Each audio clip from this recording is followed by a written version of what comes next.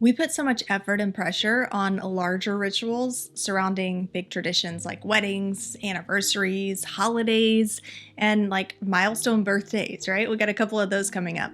And while I think that all of those are great and I love traditions, they can be stressful.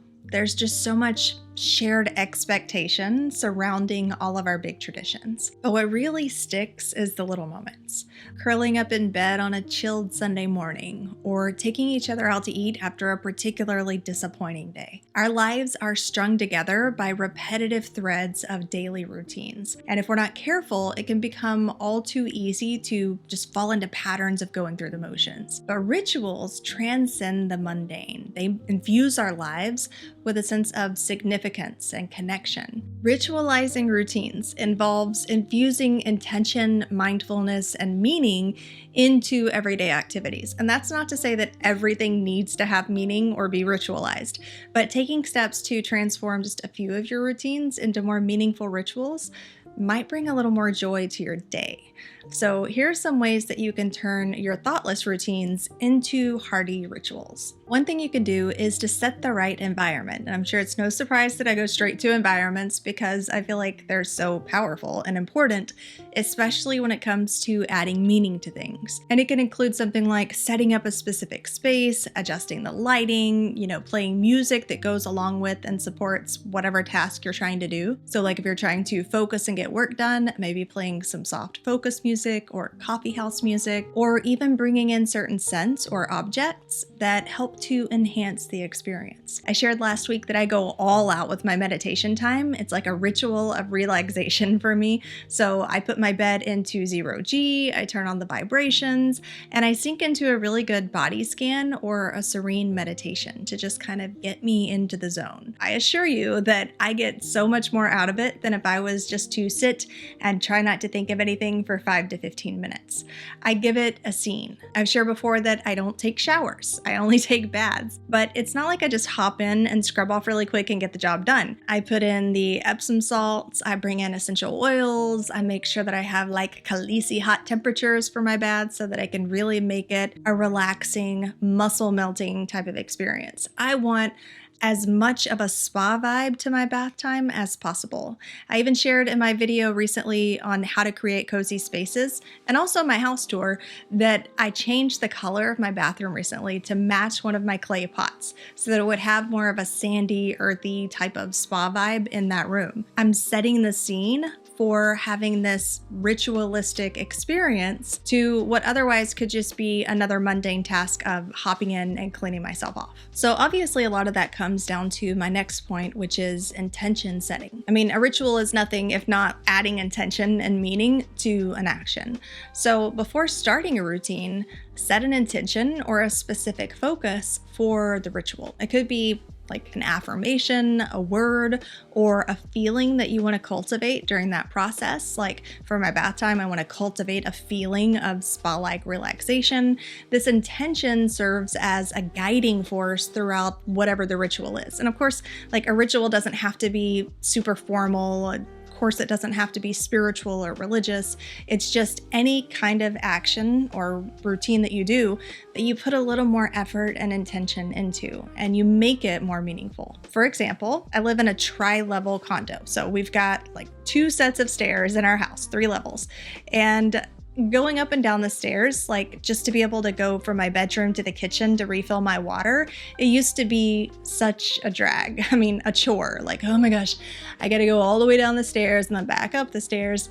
But I've set the intention that walking up and down the stairs isn't just a way to get somewhere, but a way of getting in my steps. How many of you out there know the steps game? I've got my Fitbit on and I've got goals to move my body more. And because that's something that's important to me, because I want to feel healthy and I want to live a long, happy life where I can move all of my extremities to their fullest extent, like getting my steps in is something that's important to my health. Just since setting that intention and changing the meaning behind walking up and down the stairs, my posture changes when I go up and down the stairs now because I'm treating it as an action for my health and well-being rather than just an obstacle to refilling my water. Which ties in nicely to point 3, reflect on the purpose. And this is a little different than setting the intention. When you set the intention, you're saying, this is my goal, right? Like whenever I go to take my bath, my goal is to have a spa-like space. Whenever I go up and down the stairs, my goal is to get in my steps. But when you reflect on the purpose, you're really tying something into why you're taking the actions that you're taking. So consider why the routine is important and what you hope to achieve or experience through it. Understanding the purpose behind your routine helps to lay the foundation for turning it into a ritual in the first place. And one really great thing about being purposeful with our rituals is that it can help to fight procrastination. These rituals help to reduce the anxiety related to things like big tasks or projects that you may be working on, and it can encourage us to refocus on the meaning behind the work we do instead of just the mundane work itself. Obviously, this can be really valuable if you are working or if you're somebody who is creating something. Instead of thinking, oh my gosh, I've got so many tasks to do and projects and deadlines and this is stressful, to take a step back and refocus on why it is that you do what you do. Who is it that you're helping? What are your long-term goals? Like, get back to the why of it all, the purpose behind why you do what you do, before you dive into the little tasks and the nuance that's just required to get there. One thing that can really help to cement that purpose is using number 4, which is symbolic gestures. So symbolic gestures is when you incorporate some kind of action, or even it could be an object that holds personal meaning to you.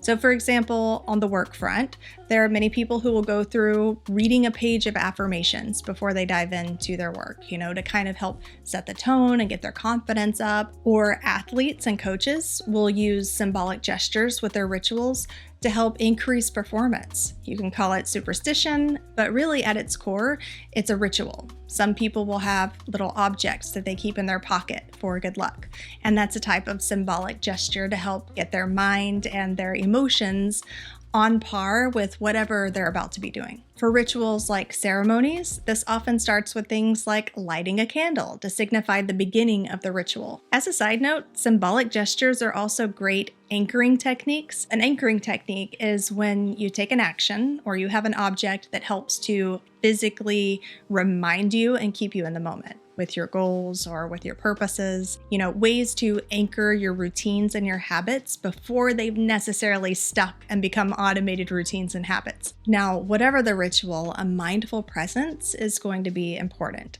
Mindfulness is a very powerful tool to design your life and avoid just living it on autopilot. So instead of rushing through your routines, intentionally slow them down and try to be fully present in the moment. And that doesn't mean that everything you do throughout your day now needs to take twice as long. It doesn't necessarily have to be slower. You're just paying more attention. You're being more mindful. You're not rushing. For example, research shows that mindful eating can indeed improve the flavor of your food and make you feel more satisfied. It's also been linked to healthier eating habits and lower rates of obesity. So pay attention to things like the texture and the way you chew, or the warmth of your food, or the chill of your drink, Try to add a bit of appreciation or even a bit of presentation. Taking an extra moment to drizzle your condiment instead of plumping it on the side, so that you can feel a little more pampered or just present and active in the process of eating your meal. Showering or bathing can be an opportunity for you to become more mindful of your body and its connection to your mind.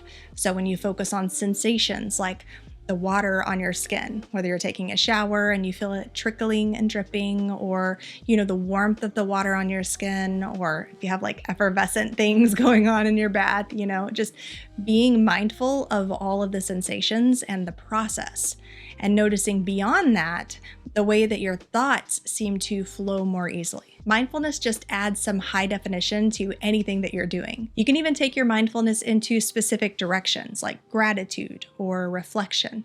Taking a moment to express gratitude for the opportunity to do whatever it is that you do, the opportunity to have a spa-like bath or to do the job that you love, and reflect on that experience afterwards, like taking note of any insights or emotions or changes that you may have observed during this whole process and adding meaning to your routine. Okay, Do you want some more specific examples? I'm just gonna rapid fire some ways to show you what it really looks like to ritualize mundane tasks throughout your day. So, morning wake up. Routine would be like hitting the snooze button multiple times. A ritual would be before getting up out of bed, take 3 deep breaths and stretch. Whisper or think of something positive like an affirmation or like today is the day. Coffee or tea making right after your morning wake up time. A routine would be quickly making a cup of coffee with instant mix and rushing out the door. A ritual might be grinding your own coffee beans or using loose leaf tea, and as the water heats, take a moment to inhale the aroma, pour the water slowly and watch the color change and savor the process of making your coffee or tea. For meal times, a routine could be eating quickly in front of the TV or shoving things in your mouth in the car from one destination to another. A ritual would be setting the table, even if you're alone, lighting a candle if you want to, taking a moment of gratitude for the food, and then savoring each bite. Shower time, a routine would be hopping in, taking a quick shower to get clean. A ritual would be using this time as a cleansing ritual for your body and for your mind, allowing this to be a spa time for yourself and bringing in salts and oils and really lavishing the experience. Work start time, a routine would be jumping straight into emails or tasks like most of us do. A ritual would be to begin with a 5-minute meditation or a few stretches to make your body feel good and get your mind in the right place, or to review your to-do list and prioritize what your steps are going to be before diving into work, setting clear intentions for the day. Exercise, a routine could be rushing through your workout and getting it over with. A ritual would be to dedicate your workout to someone or something. For instance, this run is for my personal growth, or this yoga is in gratitude for the health of my body, or these stairs that I have to take are a good way for me to get in my steps so that I can live up to my health goals. Evening wind down, a routine would be watching TV until you fall asleep. A ritual might be to create a bedtime scene. It could involve reading a few pages of a calming book and then journaling, practicing a short meditation, maybe going through a special skincare routine or using a special night cream. For house cleaning, a routine would be cleaning up messes as they happen. Not a bad idea, but a ritual might be to choose a specific day and time for house cleaning, to play uplifting or calming music, whichever you prefer, and then just to review each task as an act of self-care, creating a peaceful environment for yourself. Driving and commuting, a routine could be mindlessly commuting to work, often with stress and often without even realizing the things that you're passing. A ritual might be to start with taking some deep breaths, to listen to a specific podcast, audiobook, or playlist that you reserve only for commuting times, and then using this opportunity to learn or reflect. For grocery shopping, a routine could be rushing through the store grabbing items, and a ritual would be making a list ahead of time,